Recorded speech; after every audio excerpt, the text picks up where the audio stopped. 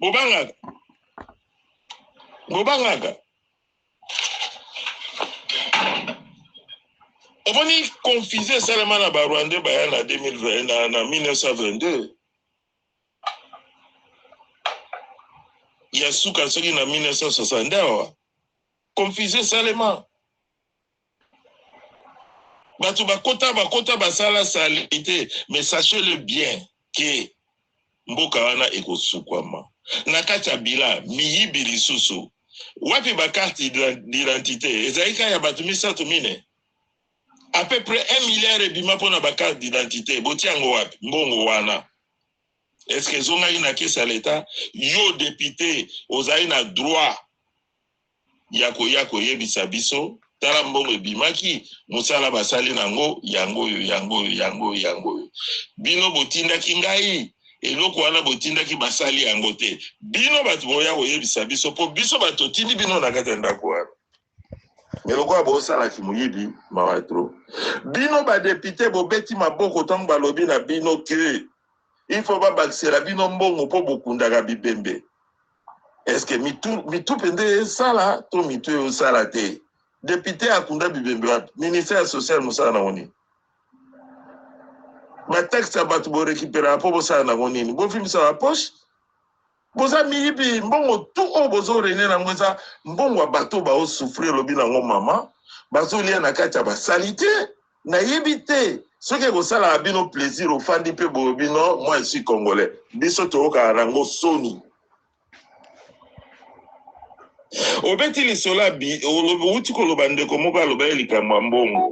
O tembongo botinde la bande ko na biso do bande ko na bino, biso pe a to pesaka, bo pesa banani, bo pesaka tricot po ba voter yo. Mais o biso to pesaka, ezaka bande ko na biso te, oyebi batunyo sote. Tozo débrouiller mosusu kokene même kolokota biloko pona otinde la bandeko kosalisa nini bana oya bonfelin bazakuna mais bino bato bozozo mbongo na bango bozo sala nango nini. Est-ce que si bo convoca ministre affaires sociales boye bisende ni bana ba odeambile na balabala pour rien non. Ministre intérieur et si bo yebisa y a s'occuper na policier. Ba policier comme un cop entre bango na bakuluna. Banani ba favoriser kuluna si c'est pas les policiers. Banani bazo favoriser kuluna si c'est pas les ministres. Banani bazo faciliter kuluna si c'est pas le gouvernement. Banani o ba favoriser kuluna ceux qui za ba député te. Oh. Tout le monde comprendre. Maintenant, il faut défendre le peuple. Et ça, député, oh, bah, c'est mission. Hein? Moutou a commis député Lelo, 3 mois après, Mouta Toninda à 4 niveaux. Aussi bon wap. Oui, t'allez qui mouille bibo. De courage, tu peux dire que vous payez ça à la famille na bino. Boza combien n'est pour lobby? Ndeko toyebanite oyo biso topesa eza mbongo assurer la front o bino bopesaka mutu teza o bopesika batu na bino po basalela bino ba propagande consort tout ça quand même clair. Boza quand même clair. Ceux qui besoin résister ti baba oni wana bazo kokate basala nini na bango na ba pression mususu biso sala a oyebite to yebani te to ganga te to lobelo te to yebani te matondo papa matondo tanga pardon koko na rate minute bele Congo wana ezala balkanisé depuis ceux qui ba kokaka ko officialiser ngote eza pour la pression à diaspora wana ifo boyeba bino na bosala pression te bosala ba vanti mboka oyo mboka muso ezo ya kobundisa bozo ganga ba frontière botiki polele ambassade bokangite ba na yebite ceux qui bozo comprendre te balobi président ko ba ambassadeur ba tana ba mboka nyoso musala na bangoni il faut ka ko bimisa mbongo na kesa l'état ken boka kotala ba ambassade ngo ekoma lokola bandako bateka ba kebab Toko relance lisusuka kepana yo papa Ntaku kasi poto to ningisa mwa te na comprendre te tozolo ba poto se compléter ba komi ko rebondir na batu makamba lobaki c'est comme si tu yebelo te mutu ko rebondir na likamba mutu azate soko mutu ko pesa makanisi ne lisusu apesi makanisi na kanisa tozo kende na mituna misusu mais toko kende diskolo na mwa mituna to karape biano ya baninga par rapport ya sujet au toko pesa na bandeko différence nini ezali entre Munyamulenge na Munyarwanda? Opesa réponse. Munyamulenge na Munyarwanda. Na kopesa réponse. Papa Ntsako zo abongo papa ekopi molo alanda moins de 3 minutes. Différence ezalité entre Munyamulenge na Munyarwanda. Munyamulenge existe te eza Banyarwanda. Pona nini? Tango baye kotika bango wana bapesi bango ba machette na ba Congo. Bayebisi bango bosala bilanga bokota politique te. Wana ezala kaka pona ozipa batu misu. Bafandi wana lokola Banyarwanda. Soki bango bazali ba Congolais ya solo, langue nini balobaka?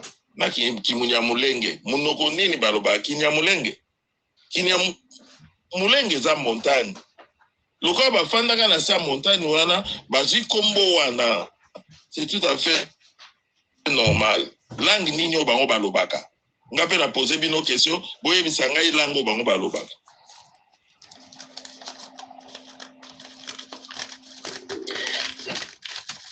Gana zana préoccupation. Mutu mususu nini akoki ko pesa différence avant to avancer. Ils ont na raison oyo to tourner question wana. Nani? Je crois que la réponse de M.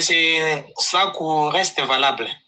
C'est la seule réponse qui est très efficace. Les réponses sont efficaces. Totika Liwana. Mais je demande au modérateur que je puisse un peu parler. Parce que tout ça, la confusion. Par rapport à sujet au Tozalango Siko. Bon, définition de Banyamulenge et Banyarwanda. Je ne pense pas que c'est un sujet qui demande beaucoup d'arguments.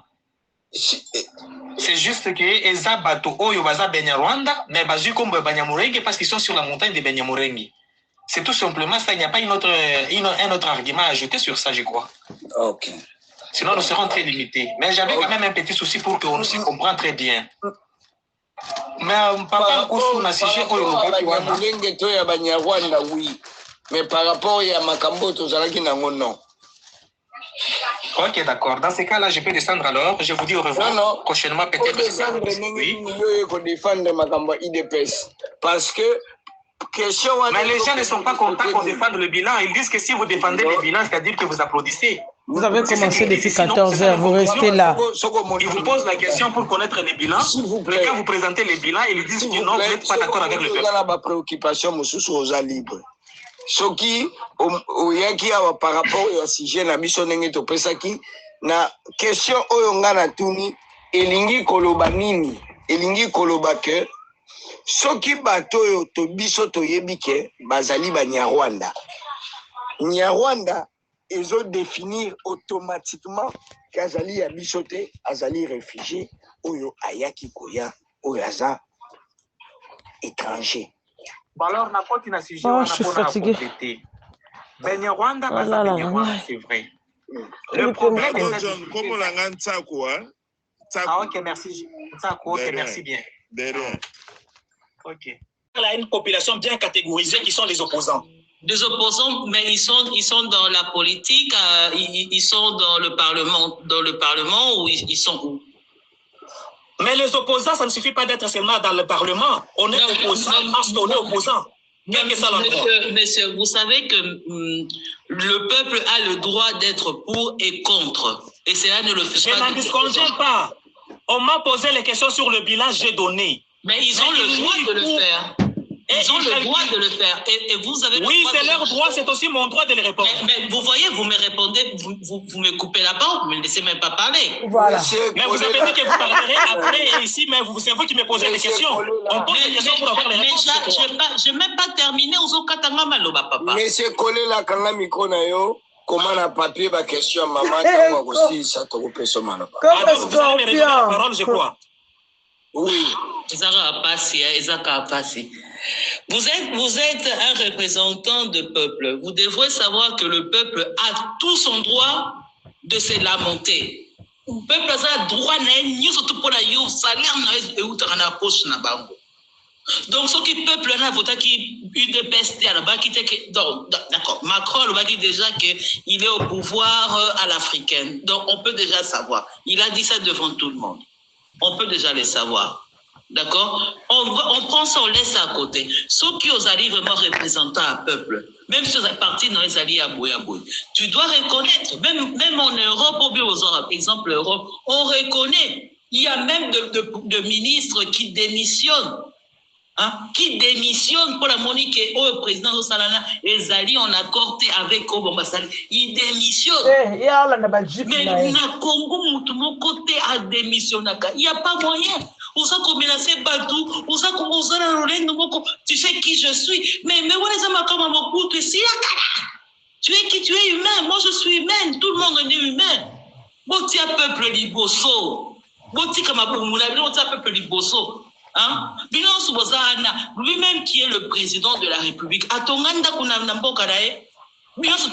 député, oh moi je suis des Kassai, oh moi je suis boué.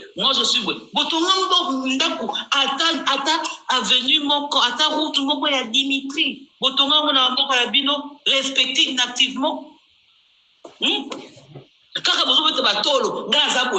je suis mon Congo et je ne suis pas dans la politique au Congo, je suis dans la politique ici. Vous pouvez faire un bateau, mais pour faire honneur là où vous êtes né. Vous êtes là toujours à menacer le peuple, vous êtes là toujours à qualifier à tous ceux qui pensent contrairement à vous comme des opposants. Je mon droit, papa, je mon droit, je suis dans mon droit, tu es mon travailleur. Osa travailleur, osa mwana musala nangai. Ça tu dois le savoir. Osa mwana musala nangai. Arrogance na yo tiango à part. À menace même à tous mes frères. Mutuba otako yo. Puisque Kabila il est là. Oh toko zoyer, toko zongi saye na Rwanda. Il est là. Et ça sa femme Olive akena bazamba kuna yemoko avec 2-4 gardes. Azaona. A juge a été. Même avec tout le carnage, force commune, tout ça. Il est là. Ça va traiter la maman, signer. Hein, papa? C'est pas seulement ta famille, c'est pas seulement tes proches, c'est plusieurs êtres humains qui dépendent de Congo. Et Congo est un bon belé au basa pour dépenser. Un président qui arrive dans un pays qui est tant dans la nécessité, ça va voyager dans sa santé. Oh non, je suis le seul pays, le seul président au monde qui a visité tout le président le monde. Mais ça nous apporte quoi? Ça nous apporte quoi? Ibrahim Traoré yewana abimi na mboka na etazala mboka na e kuna ozomona Burkina Faso ezo kenete hein? Coopération France oyo tu sais qu'elle a que Luka coopération la France pour la France Afrique lorsqu'on est en train de chasser la France dans toute l'Afrique à que ça la coopération la France a son gâchou na kati ya Congo a ko sala nini alors qu'ils sont en train de prendre les armes sur le russe sur les indiens sur le coréen. France qui nous met un embargo qui va terminer, si ça semble bien à la France, à renouveler la beauté, ça termine en juillet 2025. Mais tu vas coopérer avec cette personne. Depuis quand un colonisateur il va lutter pour tes droits? Mais un président qui entre déjà, c'est un fils d'un opposant. C'est pas de maintenant, un opposant depuis 1967. Avandi na poto, ayebi makamundu asaka la poto. Pourquoi ne pas copier même le minimum? Papa, même le minimum. Hein? Même le minimum, tout ça, le minimum. salité, on a la salité, mboule bêti, et c'est mélangé la maille, tout ça. Vous ne voyez pas ça, nous sommes des humains. Vous la cabine ah, avec ça, je suis vraiment, et ça m'a passé. Je laisse la place à mes confrères, mes compatriotes. Ah, bonne année, Bandeko. Tous on m'a battu. Matondo, maman, matondo mingi. Papa Ntaku, Olandi nyonso, na ebite soku yo koko, rebondir na nini wana. Matondo, na sepeli mingi, kopesa nga maloba, na gina mwa problème à connexion mobulu, na ebite so bozo kanga bien. Oui, ça passe. Merci. John Nazongi lisusu. Apparemment, nga na mwen na mboka na batu basaka, surtout moi collège ya batu moko boye bakanisa bakanga tous les Congolais africains en otage. Basala maseki na batu. Ndeko John abi nanga ke non, est-ce que si na kenda ko porter plainte na police? Depuis que Ozala, IDPS Ezala wana. Kopizongi sa demande. Depuis que IDPS Ezala wana. Bozana archive moko, na roloba archive, il y a 6 mois, il y a 3 semaines, na ba poste à la police, ezate. Depuis Bozawana, est-ce que ministère intérieur ezali bozwaka ba frais de fonctionnement, est-ce que et si ba équipa ba poste ba policier wana non ozoloba bakende ko porter plainte dans la police, mais il faut raisonner 4-5 fois. Babi bilan na bino, y compris makambo wana ministère intérieur, le côté ya finance, le côté ba ministère nyonso zéro. Na bitan to sola mikolo to yebi. En plus, to yebi koleka bino. O bino bosala kakuna, eza escroquerie na vol, pire et simple. Or que, oza muta droit. Or que, oza muta finance. Oza l'économie. Makamu nyonso tozolo bawa. Soki politique ezali, ko pense, bapota oyo ate pola, yo kamatika ka, comment dirais-je, babenga sparadra hotel likolo, en tout cas, et ko salemaka supara ba congolais. Un jour, ça va barder. Le 4 janvier 59, et koya lisusu. Janssen Satiaki Monoko, nakoloba avant que je quitte, ba building nyo se kwea. À cette époque-là, building à Moulaïna qui s'est qui Forescom, avec, si je ne m'abuse pas, 9 niveaux ou 8 niveaux. Kasi mwana na ebalandi saki na bando na loboko na Brazzaville. Biloko tozoloba toyeba. Koza la députée za mwana musalande mama lobi, c'est vrai. Oko tout à tol oko ganga devant peuple été. Parce que nga na parti politique, moi je suis un résistant. L'élection na bino ya salité wana ngai na ndamwa maele muke nango na koko kota ngo te. Parce que le pays est occupé na oyasima. Nga na résistant na muta parti politique. Alors na yebisa yo que koloba na batu bozala ba parti na bino bozana idée na bino non. Na un vrai mboka. Même parti na yo soki ezo sala mabe okotika okei ko supporter batu mosusu afin que changement à la peau mboka eza ya bino et non pas ya parti politique. Ndenge bosala force de progrès banda okanga batu ko juger batu miyibi. Alors ndeko koloba mingi wana corrigeons na place yo lobike ba parti politique na boza bata ba parti politique toza ba congolais tant na bandai koloba na baki naza congolais en particulier en général naza africain na ko supporter mutu nyonso même si soki aza na tendance na ngai te soki azosala eloko emona ye na miso ya bato naza mutu oyo te aza degize awuti na Rwanda ye ala koti na kati ya bato moko boye abanda kotia bazizani outi koloba awa ndeko alobaki makambo ya coup d'état apesaki baforme nyonso ya coup d'état misato alobaki atelemaki na point moko te na kozonga na kati ya constitution na bino oyo bolobi ke soki mboka eza na guerre te eza na état de siège bokoki kotouche constitution te eza na kati wana te wapi respect ya mokandango kochange constitution eza na problème te promettre bato bien avant nga soki na ye bovote nga na kochange constitution oui mpe na papa conscience li na bise yo moto okomi conscience li zala mpe conscient nazobana bato surtout bozala nde bato bozalaka bato boza ndeti banyama. Merci beaucoup, maman. Ngana ngina zo parole, pardon. Na moni touti koyoka tolandi député na biso honorable. C'est quoi ce qu'il a donné? Honorable na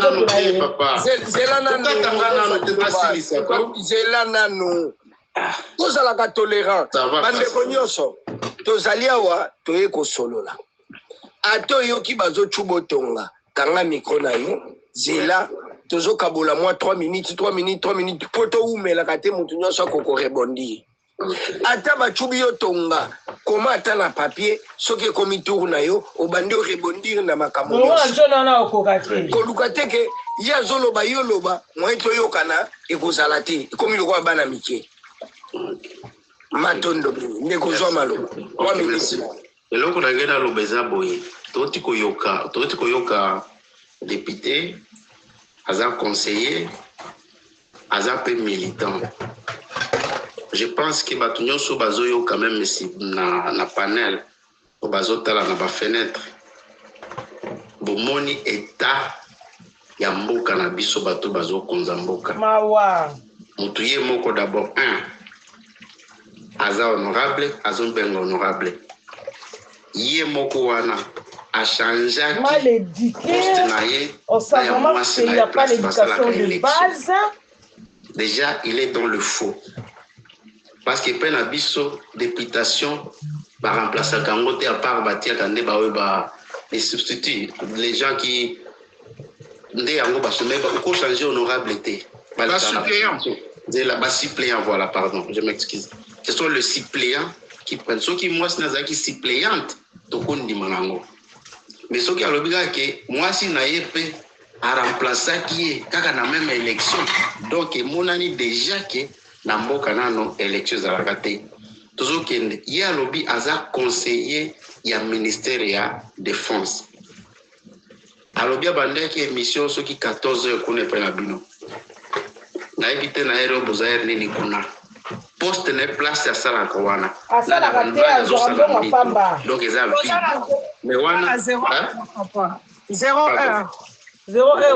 eza 0 donc poste na wana avec l'autorisation et à qui côté les mission à qui poste à qui responsabilité na a été à Koloba ça va donner to pesi ba question nyoso après ça biso bilan ya justice et le côté après ça biso bilan ya développement généralisé à la kisi biso réhabilitation à bengi en construction ya hyper ala kisi biso la réflexion na budimai ya lobby batonga qui construction et puis ce que tout les questions boye a changé la concept voilà auto le bail construction sur base de toute l'étendue du territoire à présenter que ceux qui 3 ou 4 écoles ou 4 universités wana tolobi wana eza réflexion tolobi eza réhabilitation non construction déjà construction tokoti na baprojet ya développement kaka ebandeli na bango bayaki na projet ya 100 jours 100 jours wana soko otangi yango donc ezalaki projet ya ba maison préfabriquée wana ifallait basala yango dans 5 jours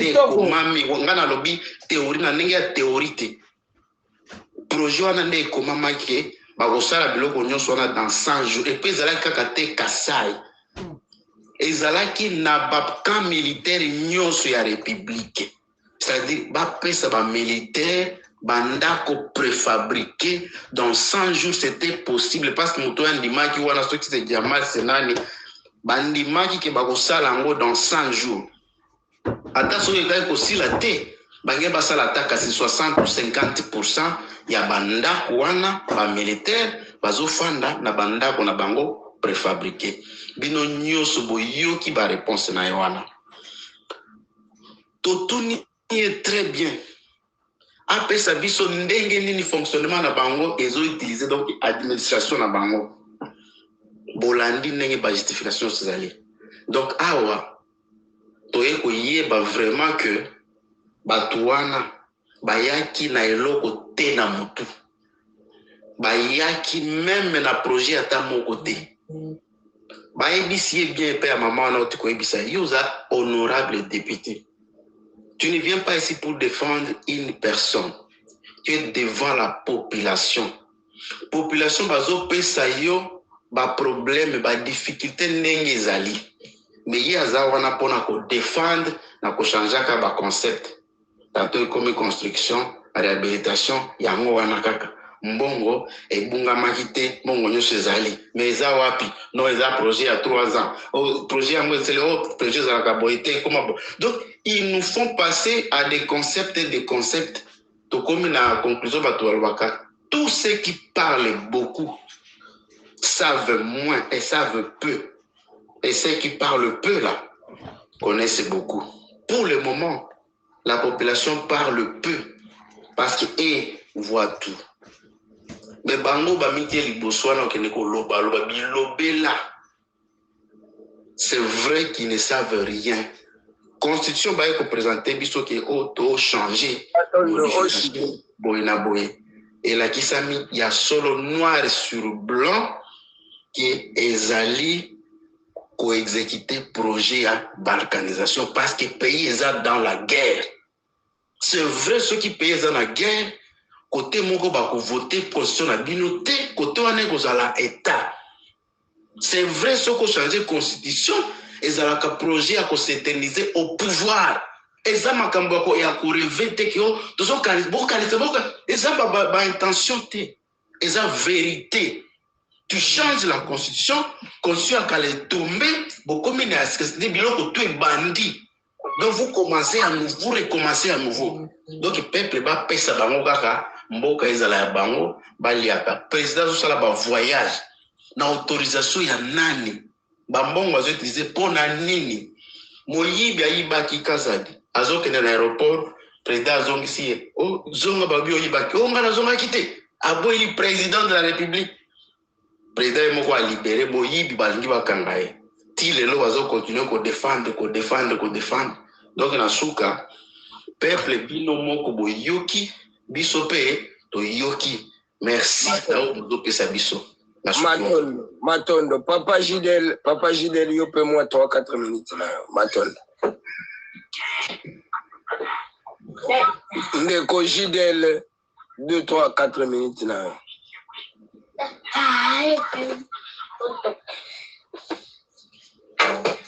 Alors, merci la parole, Papa Coco. Nabanzi, nous avons tout parlé, ce qui est vrai. Et ça, que bandeko na biso oba na pouvoir d'abord bazaki na projet à société. Et je suis dessus na romona ndeko John Kolela, lobby azana économiste de formation. À Bossani, ce qu'on appelle la fiscalité, le pouvoir d'achat.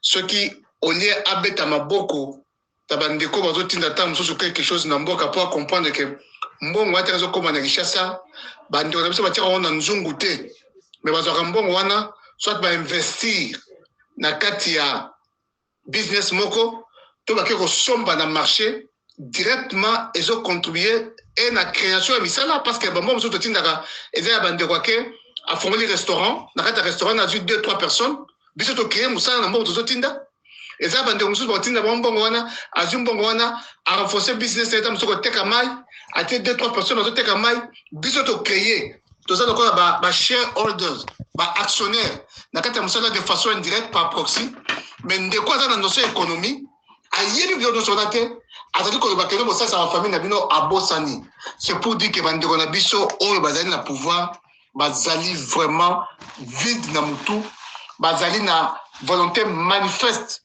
ya konuire bato tala ndeko sans sous-estimer maman na biso oyo atikalaki place nayebi te quelle est la formation ya maman mais lui qui a au moins 2 formations soi-disant entre guillemets n'a droit à peine économie il a fallu à Zalawana pour représenter valablement le peuple congolais dans son intégrité, dans son entièreté, mais hier à Sepeli a jeté l'éponge, a appelé sa maman, n'a dit maman qui a la si elle peut nous citer le nom de sa femme, a dit combien de fois depuis maman dans l'hémicycle, la joie de la parole combien de fois, lui a préféré continuer à Libanda pour défendre le bilan dans ma panel honteux d'un parti politique, d'une certaine personne qui ne sait même pas d'où il vient et où il part. Et nous comprenons que chuter dans le baboye.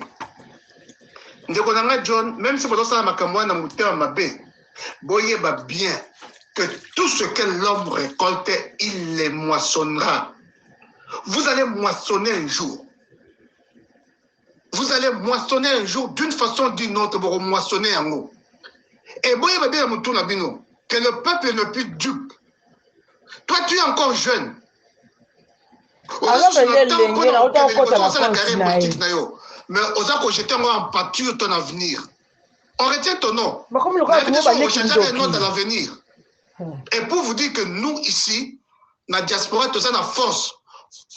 Le jour où nous aurons l'élection crédible dans Bokoana, tant on peut savoir mot d'ordre, jamais. Bien au contraire, pourquoi nous allons peut-être créer une entreprise pour ou bien yomoko kozoma yele so za na moyen tant ko assainir mboka comme na kimia o ça ba business na yo mais na ba administration ya ba administration publique to na musique to ko mona ba John Kolela te jamais même si to moni tout ça Kolela to bi ka fils ya John Kolela on le met de côté parce que c'est comme ça. Un virus. De 2 minutes. Maman, c'est là, si chacun. Le monsieur veut nous vendre des rêves qu'il n'a jamais rêvé. Mais moi, je dis que vous êtes à 8, si vous prenez 2 minutes, ça fera 16. Moi, je peux parler pendant 16 minutes. Mais corrigé. Ezana batu mitusu na linga komatsa bango na live te na banzi bo comprendre. Tota musaka ba live na kimia na to sala live aboyote. Mais parce que c'est un débat contradictoire, c'est normal, si vous êtes seul, vous serez calme. Quand c'est un débat contradictoire, je pense. Vous ne pouvez pas le faire descendre. C'est ça le débat.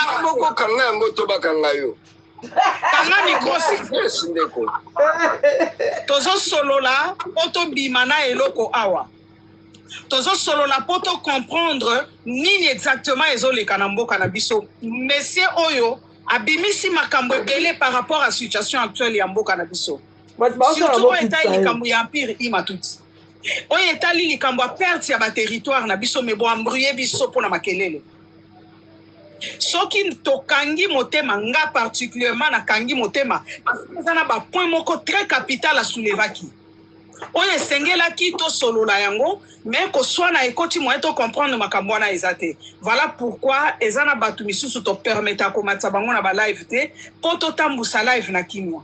Tozo solola mambo mboka. Tozo solola makambo ko lia mikate na point moko boyete s'il vous plaît. Nga nazo clôturer motonzambe azo zwa relève. Ndeko Monsieur John ko benga yo ndeko eza pasi pona yoka mambo zoloba.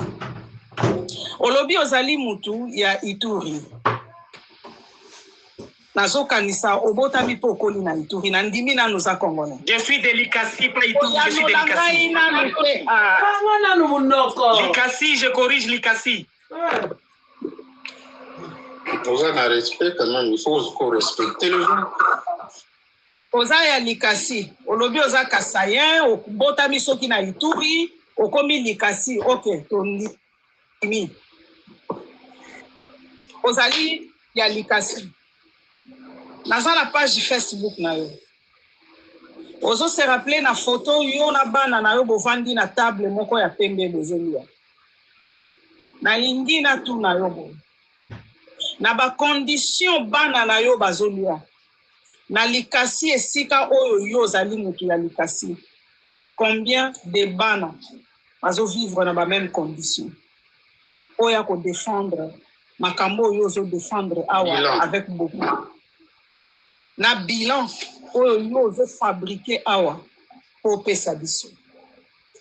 Nazaka mutu akwayaka na karma te. Ou mutu oyo aloba ka justice ya Nzambe kosala. Bakoko babomba biso tozala na pia milai. Oyo bozo sala na Congo lelo. Ata bino bokofuta yango te bana bino bafuta yango te. Bana Mobutu bakafuta ki Congo eza ya bango. Lelo bakoma kudembe na pouvoir epa chilom. Kabila malgré yende mutu aza maître ya G, nazalaki sûr te qu'un jour G wana ya kobetela mundu banda. Chilombo nde mutu. Comment au foot aye mon copain? Quand il parle là, tu ne dis rien, tu ne les arrêtes même pas.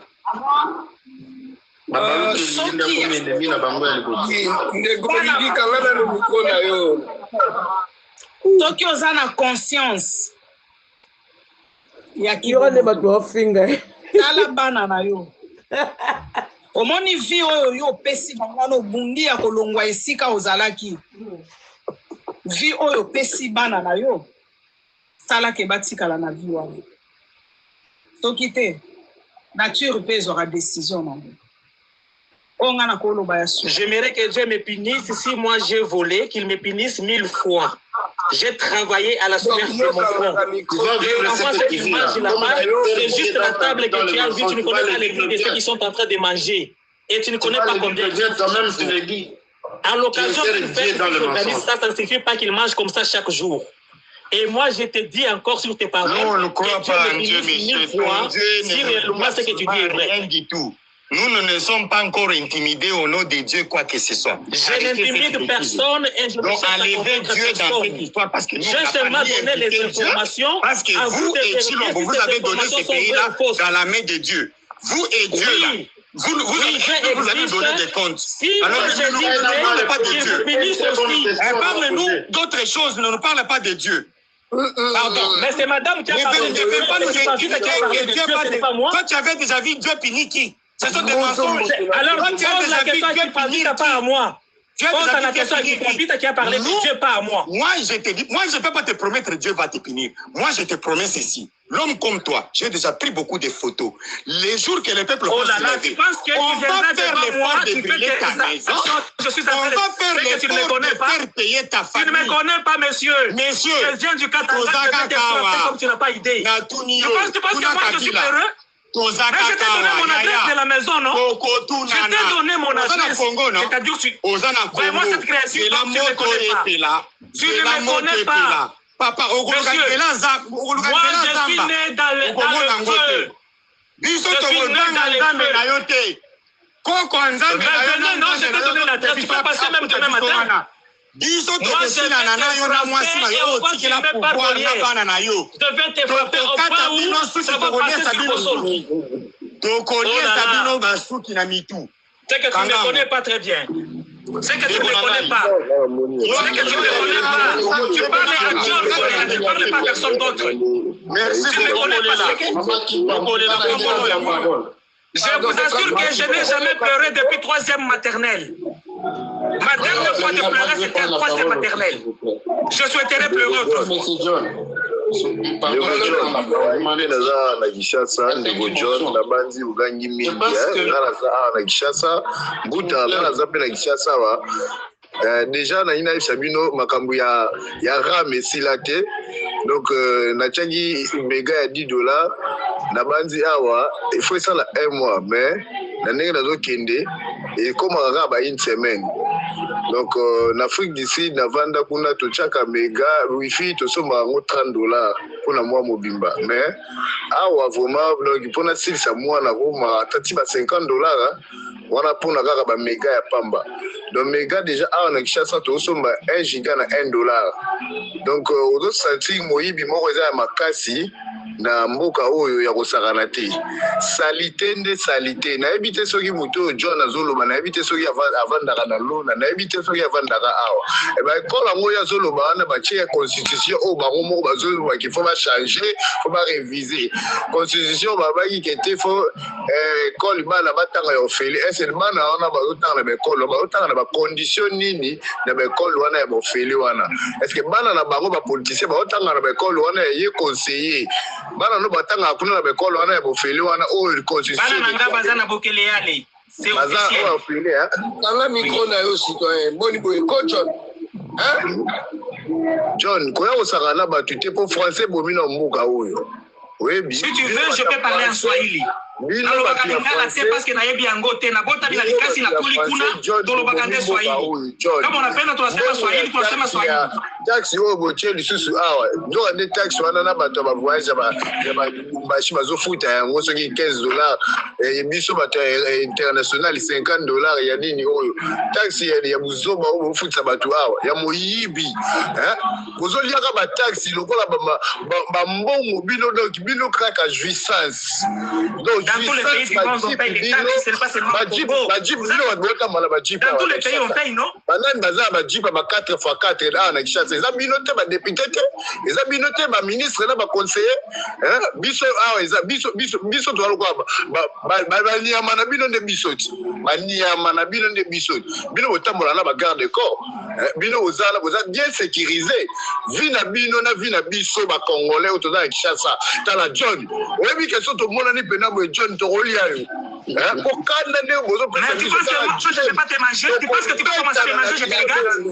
Soyez exemplaires, messieurs. Mais moi aussi je vais te frapper. Tu penses que moi je vais te regarder comme ça? Tu penses d'abord de mon enfant de frapper quelqu'un? Là je vais te frapper. Moi aussi na rolia yo. Nous on les cas on va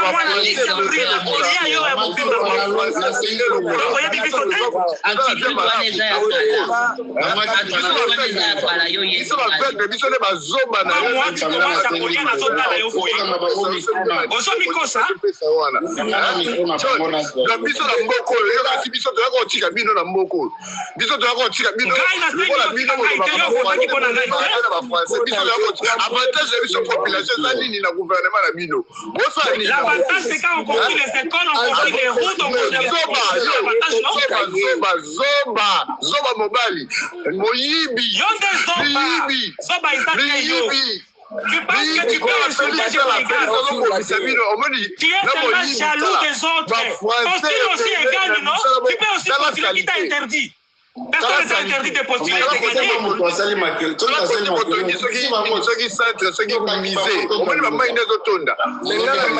Bamai wana bandako nyonso wana ezakisaka tongi yango te.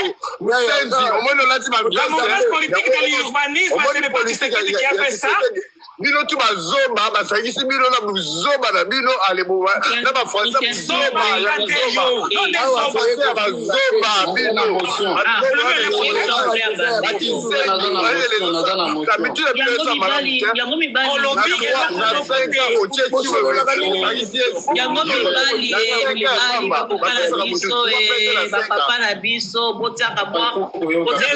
c'est celui qui insulte, c'est celui-là les zoba parce qu'il manque les arguments. Les autres en public par manque d'arguments. Les autres font partie de l'éducation de tes parents. Le problème c'est l'éducation, ce n'est pas toi.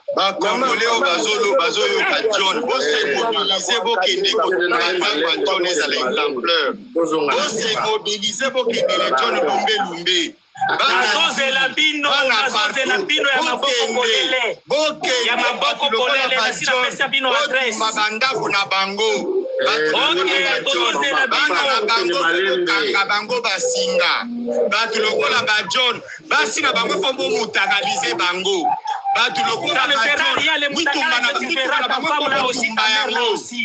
Alors, le fait que tu verras les moutakala, ça ne changera pas la vie. Ta mère a le même moutakala. Toi-même, tu en as.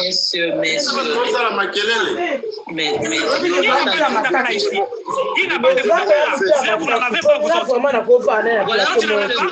Congo ne fonctionne pas, puisqu'il y a ça, ce sont les... C'est monsieur qui parle de moutakala comme si lui n'en a pas. Tout le monde a les moutakala ici, ça fera quoi? On est civilisé. Depuis 25 pays, il y a beaucoup de débats traités entre des adultes. Ça fait tout le monde comme mon côté, Papa John. Tu sais comment vous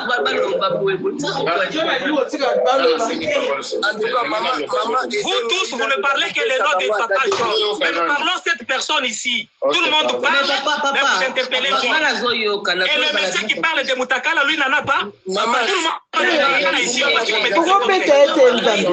Ok, maman. Normalement, Esengela qui basala pour Nabiso, mais malheureusement, basala pour Nabiso. Voilà. Matondo. Oui, maman. Ils se foutent de nous. Nous sommes en débat à Zoloba. Nous sommes en quatre gouvernement. Nous sommes en débat. Mais comment on peut avoir de Koulouna comme de représentants? Franchement. On ne peut pas faire ça. On ne peut pas avoir de Koulouna comme de représentants. Au 6 heures, mais tu ne défends pas le peuple. Je suis en train d'écouter Nazoka vers une partie politique. Défense, il y a un peuple Nazoka à monter. Mais il faut d'abord connaître les sujets. On demande le bilan.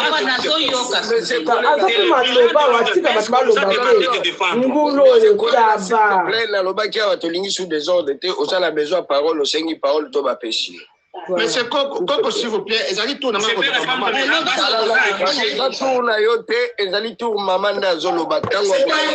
Pourquoi il tremble comme ça? On t'a pas posé une question. Moi, j'aimerais d'avoir une attitude. Les hommes comme Kékolé, nous devons motiver les Kadiens pour les vous allez voir, vous allez chercher là où il faut fuir. Monsieur, je vous accuse pas. On vous garantit tous les députés congolais. Un moment viendra, la diaspora va envoyer répondre sur le bilan de mobiliser. Mais ne parlez pas comme je l'ai dit, mais se présenter les réalisations. Toutes les méthodes de comment vous allez fuir? De venir me faire fuir sur ta maison sera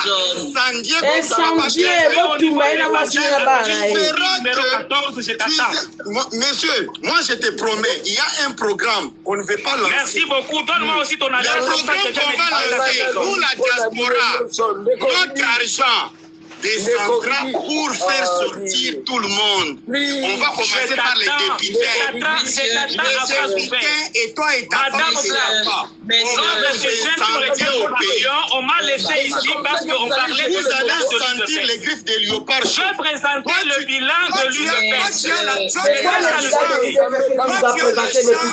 Quand tu as la chance parce que les courageux congolais, la majorité sont dehors. Nous sommes les jeunes. Nous sommes les jeunes que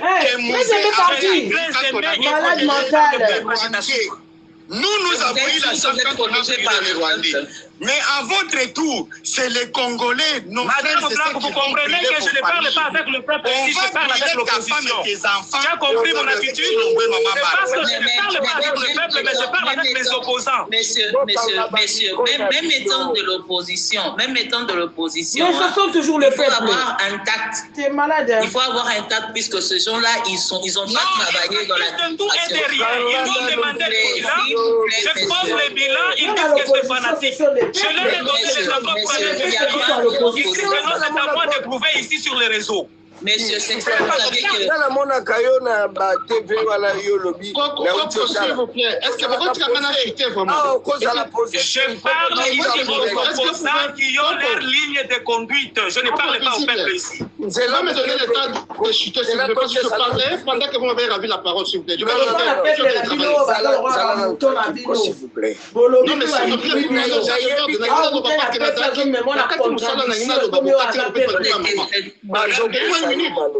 Zela maman chité Ok, d'accord. Je vais terminer vite, mais vous ne me laissez pas, monsieur. Par exemple, au Swaza, à la plateforme Oyo, je ne pense pas que va travailler qui n'a l'administration une fois, mais il travaille qui. Déjà, à partir de là, il fallait vous en la position, il y a je travaillais, donc je sais, donc je donne ces bilans. De donner le bilan. Je l'ai donné depuis 14 heures.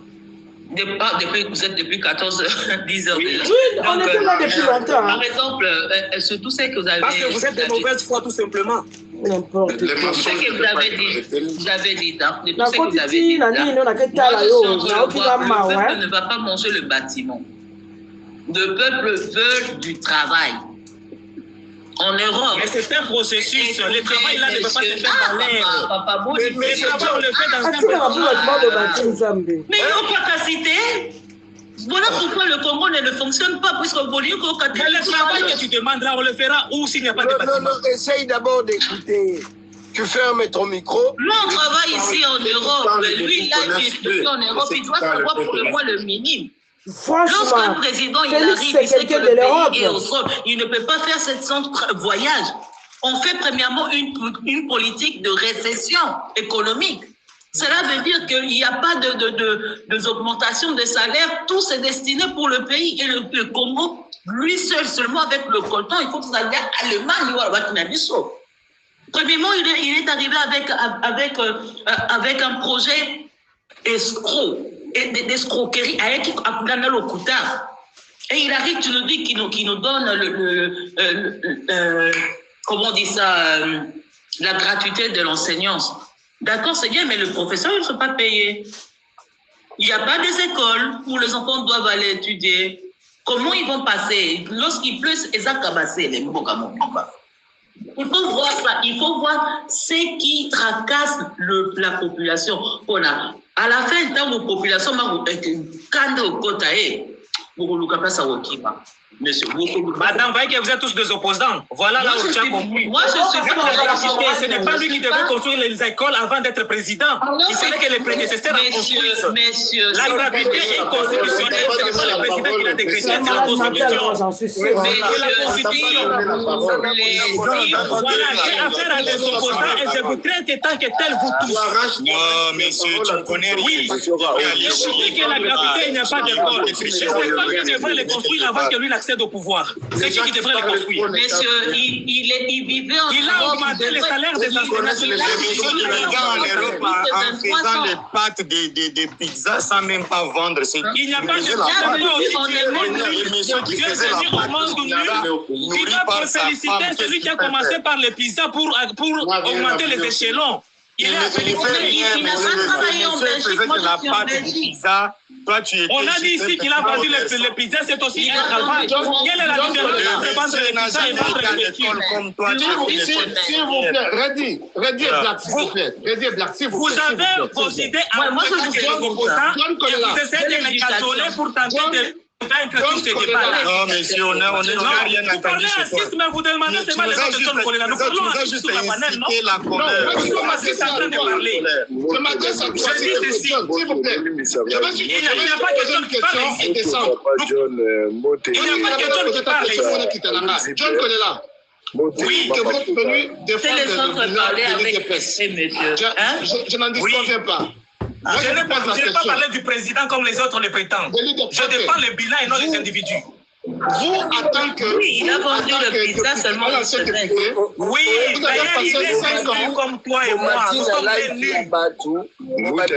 Mais c'est pour cela qu'il faut le dire. Vous commencez par les pizzas, c'est trop petit. Il faut commencer par la naissance. Il faut commencer par lui. Lorsqu'il a pris le pouvoir, le peuple d'abord a boîte à bois. Même le peuple d'abord, c'est un processus. Alors, nous sommes dans une année.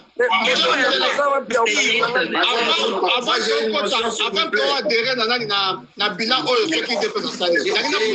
s'il vous plaît. En tant que député, pendant les 5 ans que tu as passé dans la députation, dites-nous seulement qu'une pétition, Oyo Mema, soit un apport en tant qu'agent à légiférer la loi, au début, on a licencié en économie, on a licencié en droit.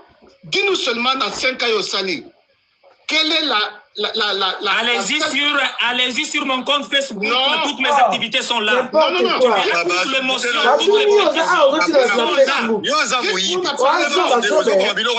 allez-y. C'est moi qui avais fait la motion contre Kitebi. C'est moi qui avais fait la motion contre Kitebi. J'ai déjà interpellé Matata Pogno. Monsieur John, omoni bato tu biso toyebi na Congo bato amalonga tomona kama makambo na bango na réseaux sociaux etambola tomona eloko moko tomoni ka bana tomoni eloko moko na kati ya poto wana kuto ata mwana kolo lupango allez-y sur mon compte Facebook, il y a toutes les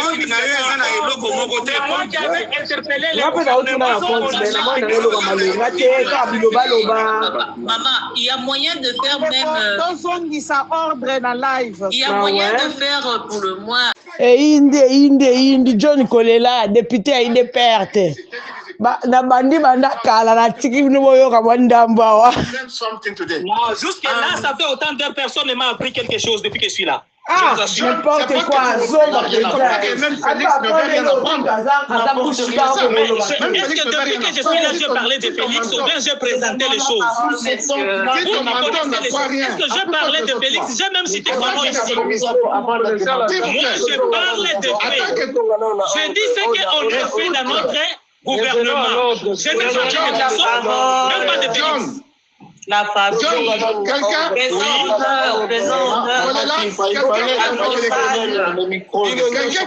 quelqu'un qui a fait de l'économie, quelqu'un qui a une précision, s'il vous plaît, non? La précision dans les chiffres, oui. La précision dans les chiffres, pas dans les adresses. John Kangamiko. C'est quelqu'un qui a fait de l'économie, c'est quelqu'un qui a une précision. Okozwangonga ya kosolola soki tozosolola boy zero kwa tokomosolola kwa bana mike matondo mingi mama mateli biso awa soki mama pe okozwa mwa 5 minutes na yo obimisa makaniso yeli yo matondo mingi. Très bien. Merci Bandeko.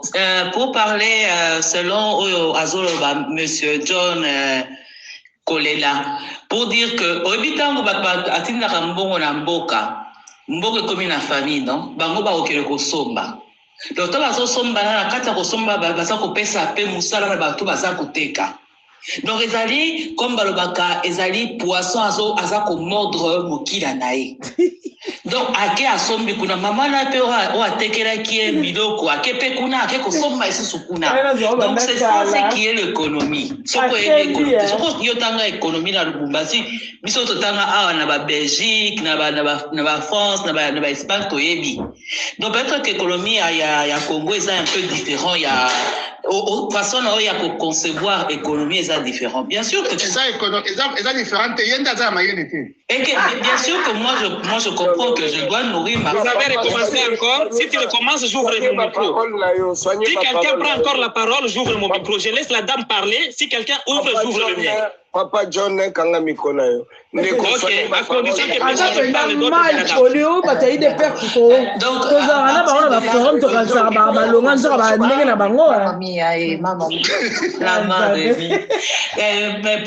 C'est que j'allais dire, non, au Sali Moussalo, Zwimbongo, on a ok au sommet. C'est ça l'économie. Ezali circuit moko, ezali pyramidal. Circuit pyramidal, les alliés nassé, l'écolo nassé. Maintenant, on va parler en ce qui concerne le Baki Kamsou Souana, c'était sur quoi, si je peux me rappeler, puisqu'il y a plein de trucs. Par exemple, Yosala qui est honorable, non? C'est que vous oubliez deux fois le politicien qui est beaucoup aussi à la Kalakoka. Vous oubliez le sens de votre responsabilité envers le peuple. Donc, sans la responsabilité, la bino envers le peuple, aux opposants, aux opposition, aux parlementaires, aux députation, tout ça. Vous oubliez votre sens de la politique et vos responsabilités envers le peuple. Ça, donc, aux atta Moutouya Félix, aux atta Moutouya Boué. Premièrement, ezali peuple. ezali peuple, c'est plus personne d'autre, ezali kaka nde peuple. Lorsqu'il faut critiquer, il faut critiquer. Si vous voyez même, moi je suis dans la politique ici en Europe, je suis dans la politique, je suis dans le Parti socialiste. Donc, même si il y a groupe, il faut que bendaye matoi. Il faut que bendaye matoi. Tu sais que il vient d'une famille où le papa n'a qui opposant depuis 1967. Donc, il faut yekola. Ce qui a yekola qui au papa n'a pas donc c'est très grave. Les papa nayo azali diamantifère ou azali comptable ou azali enseignant tout ça yo yebi ba base wana ya enseignant c'était normalement bana bazwaka vocation ya ba parents na bango il y a azui délégation il y a parti populaire il y a père nae il devrait déjà venir avec un projet. Puisque lorsqu'il se présente aux élections, des projets. Ça se passe ici, aux États-Unis, en Inde, partout. Et ça a un projet. Mais il y a des biso de père et de mère. Même si tu as vu que maman a ça, de père et de mère, il y a des pères et de mère. Même si tu sont allemands d'Afrique, tu peux peut-être le beaucoup, papa. Oye, batouni, 100 jours, au sali bilan, au retour dans franchement, ils ont la politique et la religion, ça ne peut pas aller demain. La politique, c'est la politique. La religion, c'est la religion. Ceux qui veulent croire, qui croient. Moi, je suis athée. Je ne crois pas en Dieu. Donc, parce que vous savez, ceux qui sont catholiques, moni vraiment que bazali contre Rwandais, M23, Sambe la sœur Noirita, ça il a besoin de papa, ça sérieux. Et ça sérieux. Au lieu de ça, a bénéficié intérêt, puisque le pays n'a pas des amis, ils ont des intérêts. Au lieu de bénéficier, port nabiso, yamatadi, tout ça pour la richesse nabiso. Au lieu que les petits na Zambie et que le Bimakune passé par Angola, bénéficiant l'Angola. Il y a Russie et les Kakana Ukraine. Ukraine n'a bénéficié de la gazoduc, il y a Russie, plus que la Russie. Donc, richesse na biso moko, ko construire na mboka na biso moko. Bazo, ko contracter pour tout travailleurs congolais. Mais balobi est passé par Angola, donnant le bénéfice à Angola, que le côté Angoti na Zambie. Puis on va porter. Hier, Marzaki na mon retour Koloba. Et ça qui tourne à tout à la président, il y a EAC. Alors, quand vous avez pour Kagame à Kozala. Mais tu es président, tu es un enfant. Mais c'était ton temps de te mettre devant pour ça encore papa yondo ça pour agresser biso. On va faire ça. Moi je suis dans la présidence, donc je dois tout bouger pour na toujours la solution. Mais yo le bureau pour la présidente otiki na okenayo. Et c'est la carte papa. Vous allez papa, vous allez papa. Vous papa va dire surtout. Au qui était dans la Bumbashi kuna, on ce qui n'a wapi kuna le Bumbashi, au Babango, n'a sama kila na bino botika ngaite. Papa, yo sama kila nani. Yo sama kila kaka ya bango, sama kila ya mobimba. Ça c'est du tribalisme. Hein? Un abbé qui sort là, le Kassaïen, ils sont persécutés, même tués au Congo. Nani au Congo, où est-ce qu'on a tué des Kassaïens? Un abbé qui sort devant le président, dans un fiscal général, ce que tu as fait est condamnable. Et ça dit grave, ce qui passe au Congo, c'est très grave. Et étant un ex-honorable, il faut en avoir tact. Vous devez avoir un tact en parlant avec la population. Tact. Avec le tact, avec la population, bakoye babino. Oso bana orgueil un seul papa. Comme si tu as la valeur, même si la population monte, puisque la population est en colère. Binonde bozana kuna likoza conseiller conseiller aux répondre à la population au bazana colère. Ils sont dans leur plein droit puisque bozana la misala na biso. C'est ce que vous oubliez. Vous travaillez pour le peuple et non le contraire. Donc, bon, le Congo, mais tout le mois, vous touchez vos 40 000 €. C'est combien le salaire minimal, minime? Salaire minime, il y a peuple congolais. Mais Bozu va salaire, Bozu va surtout. En plus, là, on le demande pourquoi au PC Bango, c'était encore 20 000 €. Alors, non, puisque le peuple congolais a Makambo Senga Mingi. Mais ça, c'est humilier et mépriser la population. Un président ne peut pas faire ça. C'est qu'il est en train de faire, c'est ce que Macron est en train de faire aux Français. Il est en train de mépriser la population. Hein? Il est en train de se foutre de nos gueules. C'est pas ça. Il faut c'est plus de 80 millions de Congolais.